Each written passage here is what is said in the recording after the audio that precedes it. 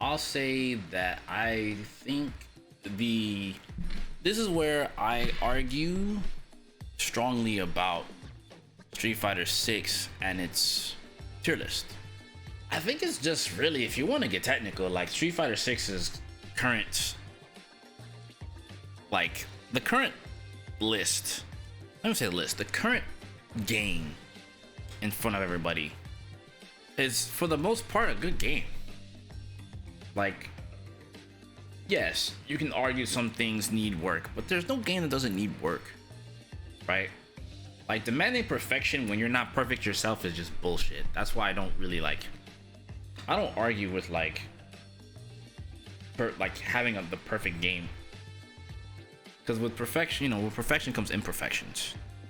So I'd rather just have perfect imperfections, to be honest with you, as silly as that sound. I think seeing Gief and Manon in grand finals just proves that, like, if you learn everything about your character, you can do well.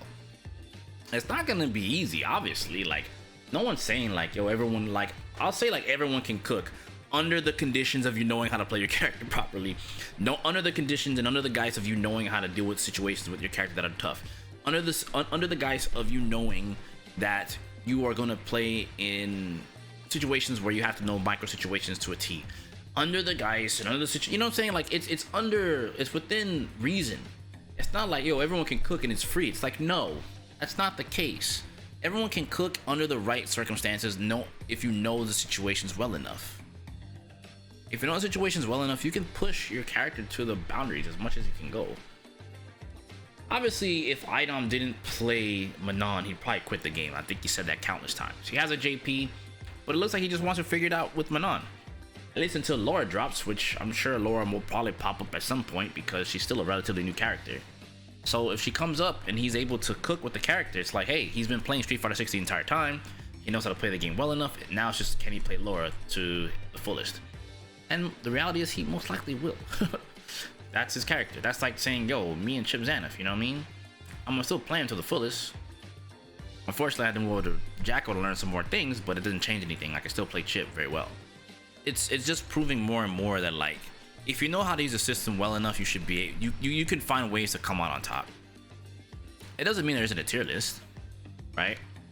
I think everyone's so fixated on it, and like it leads into what I wanted to talk about, or talk a little bit deeply on, which is like the character strengths. Like, it's very, like, certain characters weren't deemed strong in the beginning, and now they're like super strong. Looking at Ed, you know, now Ed's all of a sudden top 1, and it's like, that's just Japan, of course, but like Ed all of a sudden is top 1 on every Japanese player's list, and I'm just sitting here and I'm thinking to myself, okay, now imagine that this character wasn't considered that good in the beginning. Let's talk about the gameplay, man. What is your thoughts right now of Ed's gameplay? I think he's a very fun character. Like, I actually enjoy playing him a lot, and I think I'm gonna continue to play him for a while. Feel like he's maybe not the strongest character for sure. I don't think so from playing him. I feel like I got quite a lot of time into him at this rate. I've been playing him probably for like a week straight. It's probably the longest I've played any DLC character in this game. So I think right now he doesn't seem that strong. I feel like he just lacks so much in the like neutral, and he's also kind of slow. Like, his walk speed is not very good, especially walking back. And then on top of that, all his buttons are kind of very slow start up. So even when you want to throw out his buttons, people just you just take the risk of always getting jumped in on. No matter what you're doing with Ed, he's usually taking a risk of someone being able to jump. Here.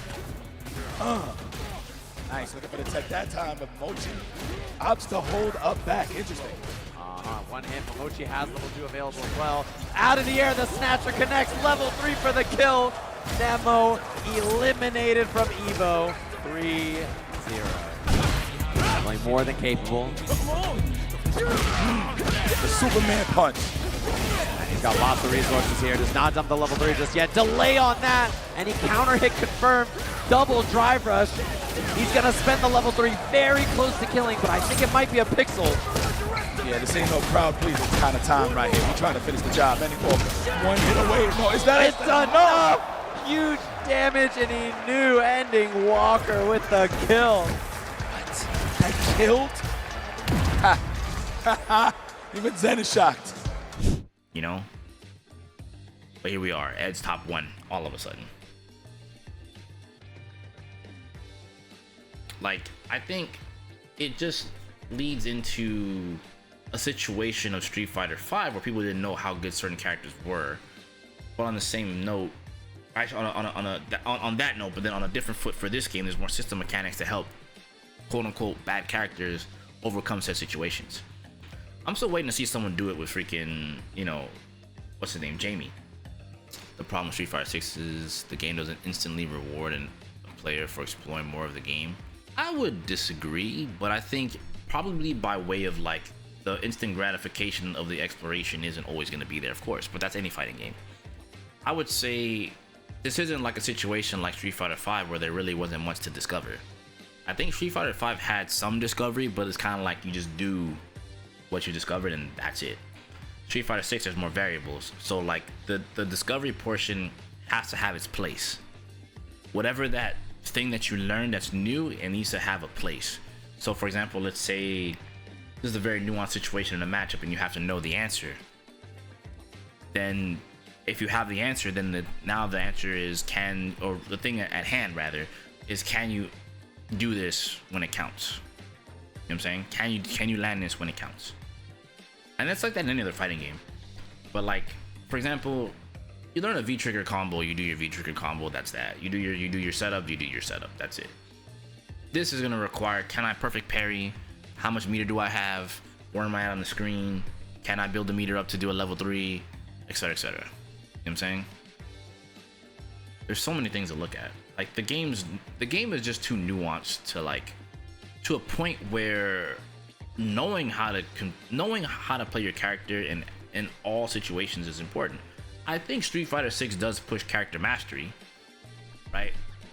Obviously, you can kind of skate by with some of the top tiers in some cases, but like, I think still ultimately you can play Street Fighter 6 with your current, you know, if you have like a mid-tier main or whatever, you can still kind of learn the game in its entirety and try to play that character to the fullest. Once again, you can make the argument, like I say countless times, Kusanagi won with Ryu, right, in France. And all people are gonna say who are gonna watch this will be like, oh, well, Kusanagi's just cracked, Ryu sucks. Well, that's not entirely true now, is it? Can we really say that? Ryu hits hard. He has a good fireball game. He has good normals. He has the stand fierce. He has all the standard things that all the other shotos around him have. So what happened? Part of what's frustrating is like people like to break away the player from the character. Oh well, Ryu sucks, it's just Kusanagi's cracked. If Kusanagi played another character, instead he said, I'm gonna just stick with Ryu, I'm gonna fight it through. And then you'll hear the next thing is, then the next excuse is, oh well, he throw looped him to death and then that's how he won. But he had to hit him. He had to get him there. It wasn't like round 1 fight, throw loop. Damn, how'd you get over there? Ryu's got a new DLC moves called teleport throw. I don't know, how come I know about that? Oh, it's only in this version. The one that's in France. You gotta get there. But like, that's what I'm saying, like people would try to, it's like, it's weird, like people can never accept the win for what it is. If the throw loop is in the game, you gotta use it. Hey, yeah, Shao Hai was throw looping him too, that's true. But I'm saying, if you're using all your options and you're utilizing everything to the fullest, what's the issue? Why does it have to be like this special, mystical, magical, oh well, Kusanagi is this mystical being that can only take Ryu and Hadouken and Shoryuken and Tatsumaki Senpu and Shinku Hadouken only. You know, that character is locked from everyone except for Kusanagi. What the fuck? What? What kind of dumb shit is that? Like, he's good. He took the character and plays well. What's the problem? Why do we have to like separate the player from the character? He's godlike. He's good. Accept it. He's a great player with a good character. It takes two to tango. It's not one-sided. But the problem is the people in the community. It's like they make it one-sided. Like, he still had to learn how to play Ryu properly in those matchups. But Ryu's still low tier? Ryu's still bad? What's the argument? Like, does a character need to be S tier to win a tournament? No. Is being S tier help you win a tournament? Yes. Because you have quote unquote better options. But sometimes the better options can get trumped or they can get crushed by the system mechanics. So even though you may have a good meaty situation, it doesn't mean you can't get perfect parried. It doesn't mean you can mistime it, or you can't mistime it. You might go for a setup that's not really real. You might do some fraudulent pressure. Like, anything can happen. But when you put it like you just bottle it up, it's like, okay, this is as far as it can go. There's no way that if this is the ceiling, right? There's no way Ryu can go any higher than this. There's no way a player can take that character any higher than this when there's system mechanics that help them break this barrier and go way up here. It doesn't make any sense. People hard cap themselves. And they look at the top tiers and they're like, okay, well, that's it. This is the definitive de facto, that's it. And then as top tiers lose something, like I said, they go from +5 to +4. Oh my god, they ruined my pressure. I can't do anything anymore. Character's dead, bottom 5. You went from +5 to +4. How did you lose your character? Oh, I lost my link. I can't do that anymore. You lost a 1 frame. You lost 1 frame.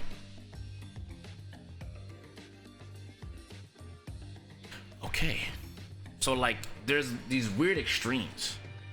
I know that was a little bit of an extra tangent, but just pointing out that's the kind of people that you're dealing with, right?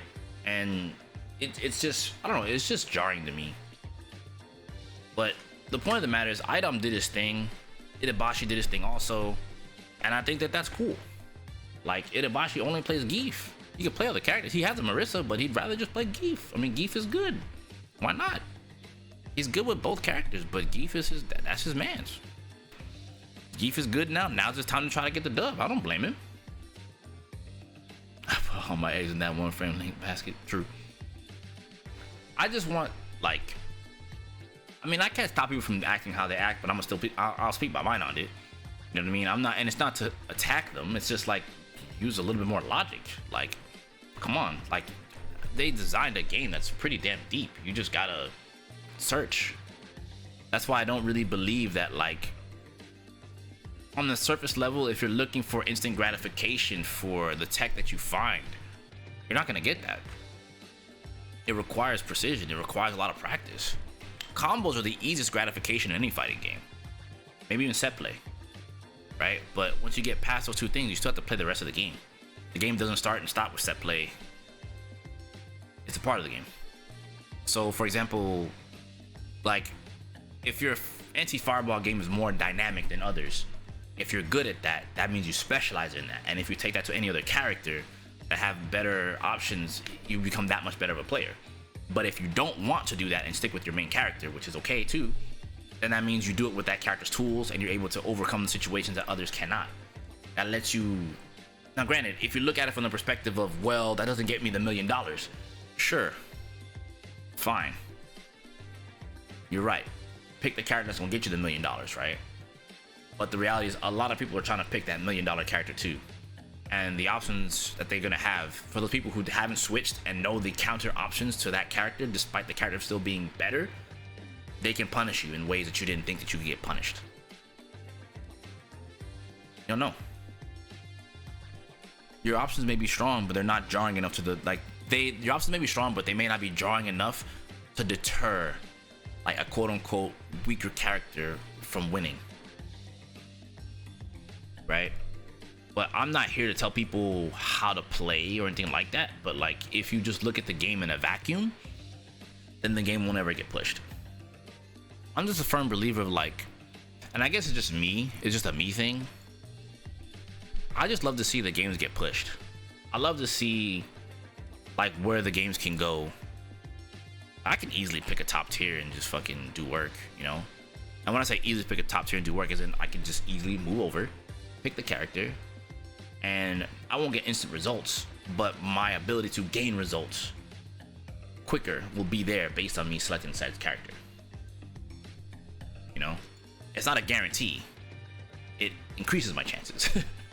You see? And I think that's one of the few things people don't always grasp, right? When they pick characters, like they think because they swap to a top tier, it's a guaranteed win. It's like, no, it just increases your chances of winning.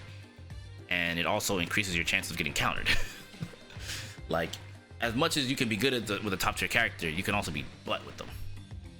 And said players can just beat you down because they know how, like, they fight it so much. Like, there's probably that one dude somewhere deep down in his basement. Like, my dude's been fighting the good fight with Jamie for a hot minute and knows some anti-freaking, like, Bison tech that you might not know. I'm not gonna lie to you, Chief. That match looks freaking, from what I saw, from what Juices showed me, and seeing he can't punish scissor kick, that shit sucks. But that doesn't change the fact that they might have some super secret tech that just might, like, body you. And you're like, man. And they're like, whew, this is a hard matchup, man. I didn't know you could do that. Yeah, man, it's a hard matchup for Jamie. But how did you know you can do that? Yeah, man, I fight that matchup all the time. So it happened to me at Evo. All these Bison players that I played in casuals, and there's one in particular that was like, man, you make Kimberly look freaking broken. I'm like, no, I just fight this matchup all the damn time. Before Evo, y'all watched me. I played so much Bison between Arrow, all the Bisons online, and Juices. Juices is the best Bison I played. So of course, if I'm getting top-notch experience, you better come with some good shit. You know what I'm saying? You better come with the heater, otherwise I'm gonna fuck you up. And because I played him so much, even off stream, you guys don't know about those, but even been playing him off stream, like, I know a lot about that matchup. You know what I mean? Does it mean that it's a, whether or not, like, so say for example, I think Kimberly does good in the matchup personally, right? It could be seen as even. In some cases, it could be seen as Kimberly's favor. It could be seen as mostly Bison's favor by a lot of people, right? But when you know the nuances, you can take a matchup that looks bad, right, and turn it completely on its head because you know how to beat it, or you know how to stop players from playing the autopilot. Like they can't just get by doing, you know, the bare minimum in the matchup. Like, yeah, man, scissor kick. Motherfucker, I'm gonna neutral jump you. You toss that scissor kick out. Go ahead, I will neutral jump you. Or like, oh, I did scissor kick here. Okay, I'm gonna do freaking light vagabond edge. Because you want to hit freaking stab medium kick or another button afterwards. No, motherfucker, you are negative. I'm gonna teach you that you can't do that. Man, I don't know her life vagabond edge was good. I thought that buff was bad. They're sitting here telling me this while I'm playing them, and I'm like, no, it's good in this matchup in particular. It might not be great everywhere else, but it's good here. You see what I'm saying? So in some cases, some buffs could be good in some matchups and maybe not as good in others, and that's okay. That's part of learning your character. You know what I mean?